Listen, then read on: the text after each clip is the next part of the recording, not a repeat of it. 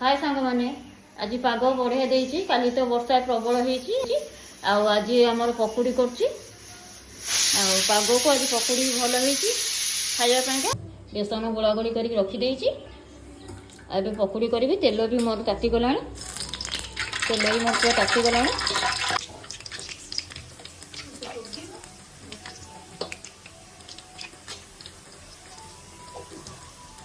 वर्षा दिन में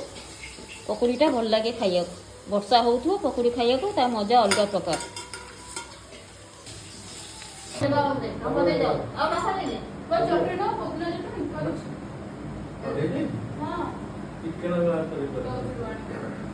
ग्रीन चटनी होइछि पकुड़ी सहित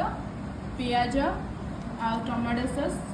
पकुड़ी छणा सरी गला एबे हम समस्त बसिकी खाइबा खाउ तो हम पकुड़ी बसिकी पकुड़ी खाइ के देखलो के टेस्ट हेछि ठीक हेछि ना नहीं ଭଲ ହେଇଛି